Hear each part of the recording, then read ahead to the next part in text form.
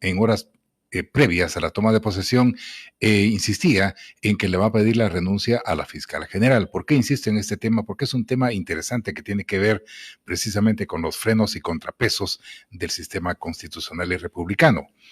En caso el presidente Arévalo le solicite, dijo que va a citar, porque no tiene por qué ir al Ministerio Público, va a citar a la doctora Consuelo Porras para que se apersone a su despacho en Palacio Nacional y ahí pedirle pues una reunión cerrada, definitivamente, que renuncie al cargo.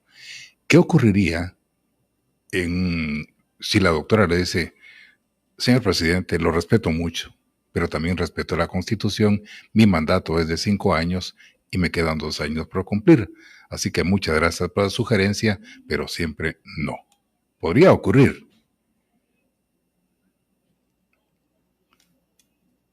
Doctora Álvarez. Sí, buenos días, es que me tenían ahí en espera. Sí, sí. Sí, yo quería contarle que en realidad habría que revisar las legislaciones porque los funcionarios que están en, digamos, administración de un órgano autónomo como auxiliares de justicia no pueden ser necesariamente citados bajo esa premisa. Usted puede invitar a un funcionario porque estamos hablando que por eso la ley le da independencia y autonomía. Es como que yo pretenda citar al presidente de la Corte Suprema, digamos, o al presidente de la Corte de Constitucionalidad a mi despacho.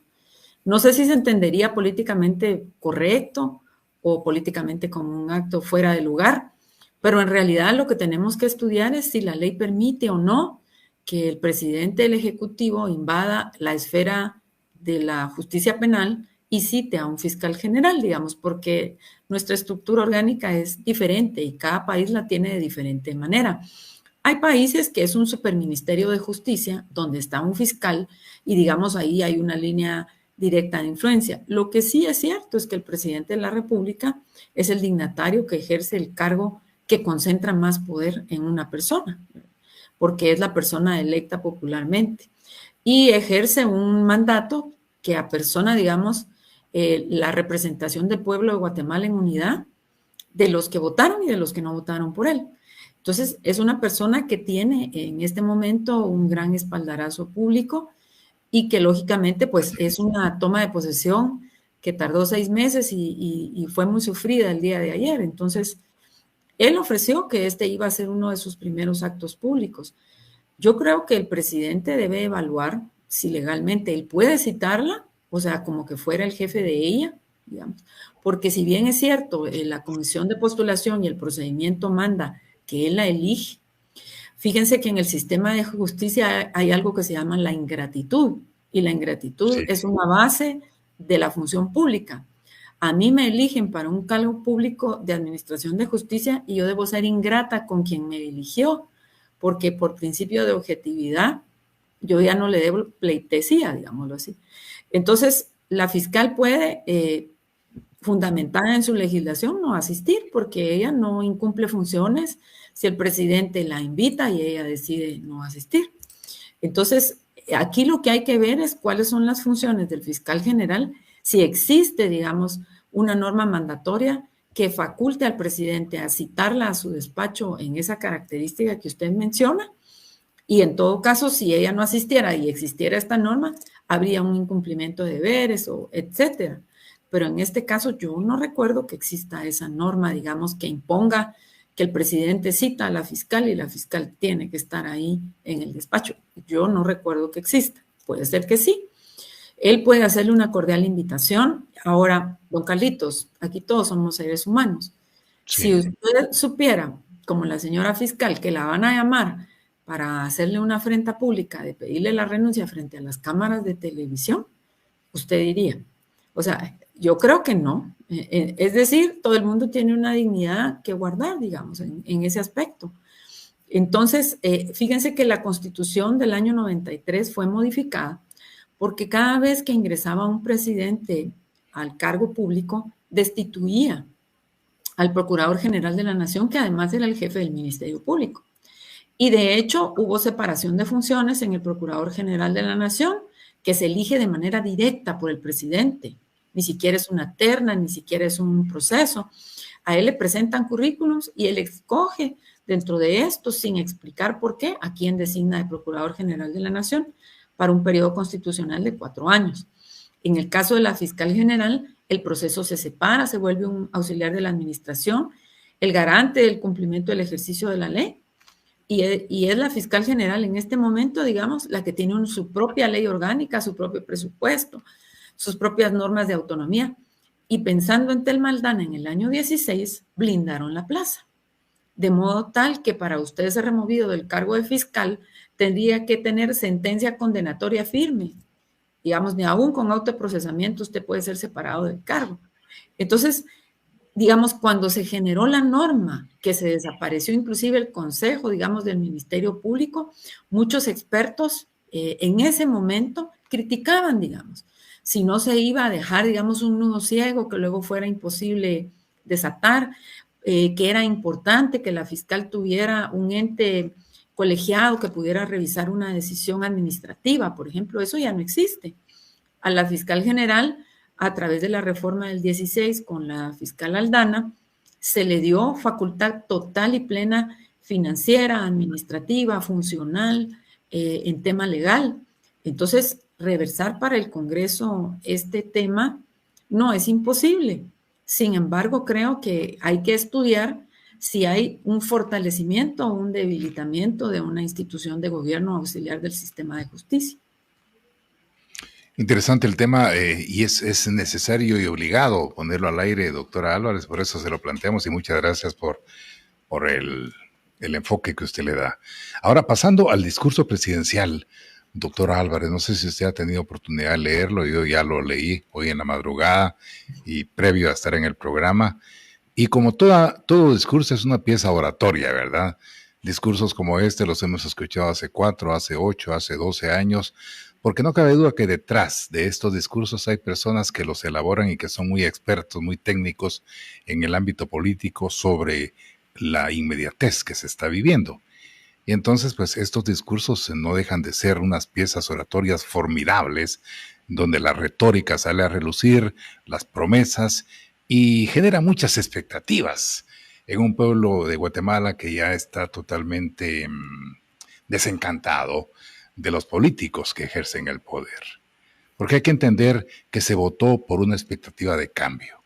Desde su punto de vista, ¿podríamos retomar este discurso del presidente Bernardo Arévalo con esperanza de que las cosas cambien? Porque él decía en parte del discurso, y se lo voy a trasladar, algo que me llamó la atención y que me parece interesante porque estamos en momentos en que debemos unirnos. Dice Bernardo Arévalo: abracemos nuestras diferencias y reconozcamos que éstas aportan a nuestra sociedad. Es hora de unidad, diálogo y paz. Es una oportunidad de acabar con décadas de abandono histórico. Y, ojo con esto, oído con esto, retomar acuerdos de paz que una clase política egoísta destruyó. Esos 3 párrafos, ¿cómo los puede analizar usted, doctora Álvarez, que son interesantes y sustantivos dentro de la armonía que todos deseamos?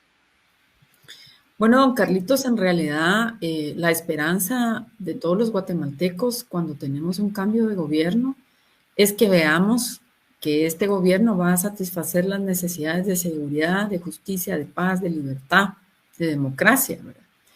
Y que hay condiciones para que todos se desarrollen de manera igualitaria, ¿verdad? Que el desarrollo llegue a todos los espacios. La inclusión es un término que debe ser integrado, digamos, ahora, no solo en los temas laborales, sino en todos los temas de la vida. Y de hecho, a mí me gustó mucho escuchar en otra parte del discurso que se hablaba de la justicia social con democracia y que la democracia exige justicia social. Es básicamente como resumir los 3 párrafos que usted dice ahí, pero yo quiero manifestar que la Guatemala profunda, ¿verdad? Es la que no tiene agua, donde no llega la luz, donde no hay acceso a una vivienda digna.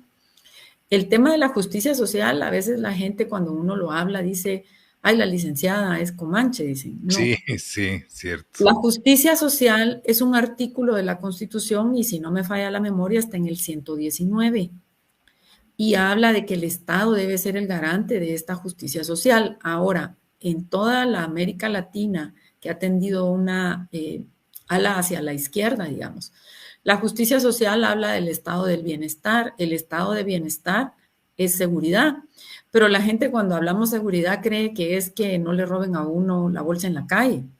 La seguridad no solo es en eso, digamos, es la seguridad en la garantía de los bienes de la propiedad, la seguridad alimentaria, la seguridad en el acceso al trabajo, a las condiciones de trabajo en condiciones de igualdad, es tener acceso a todos los bienes, a la vivienda digna, digamos, a la alimentación completa.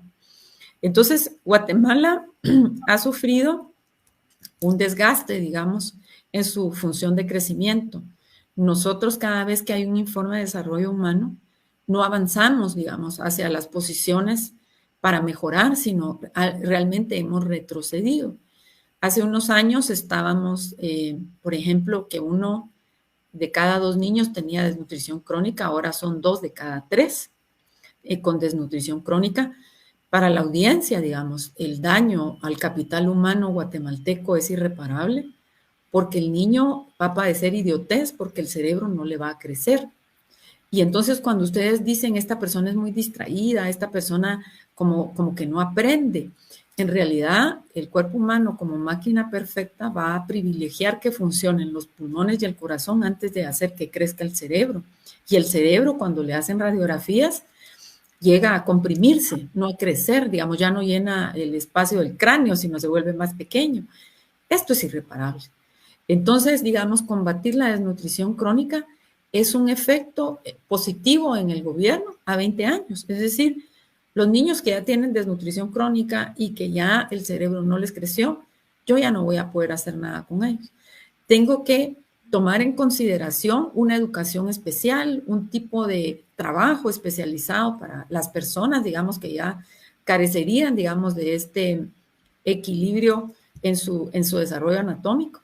Y tengo que enfocarme en las realidades de mi país, es decir, una población que a veces no habla español, una población donde la educación no es de calidad.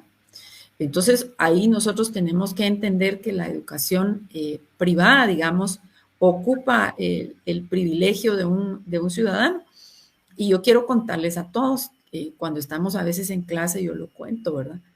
El Estado debe garantizarnos el acceso a la justicia, a la seguridad, a la educación, a la salud, a la seguridad, a todos los guatemaltecos.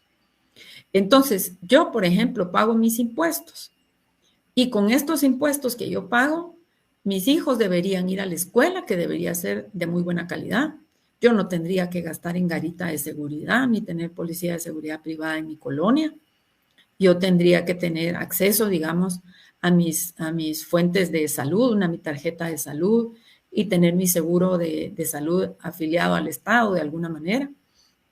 Sin embargo, en Guatemala, el que tiene acceso a educación de primera es porque la puede pagar. Es decir, que yo pago mis impuestos y además, por lo privado, tengo que pagar mi servicio de salud, seguridad y educación.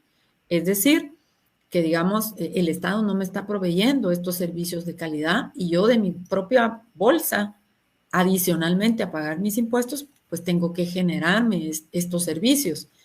Entonces aquí tenemos un Estado que va a tener que aprender a llegar a todas las esquinas del país y a generar programas de educación que motiven y obliguen, porque fíjense que hace muchos años, si ustedes leen los billetes de 5 quetzales, tenemos al reformador Justo Rufino Barrios, y en la vuelta del billete dice educación gratuita, laica y obligatoria. Hay muchos países donde la educación es parte de la obligación de los padres. Los niños deben ir a la escuela. El trabajo laboral para los niños está dentro de los temas más relevantes de la Organización Internacional de Trabajo, es prohibido. Entonces, se debe imponer a los padres la obligación de llevar a los niños a las escuelas para que el Estado, digamos, garantice los niveles de educación. Pero esto no pasa porque supongamos, don Carlitos, si ahorita le preguntara al gobierno que entró, cuántos niños nacieron el año pasado y cuántos espacios de sillitas va a tener disponibles en preprimaria en 2 años que estos niñitos van a necesitar porque sus mamás tienen que ir a trabajar, que se les reciba, digamos, en una educación temprana de preprimaria, que ahora todos los niños van a la educación preprimaria.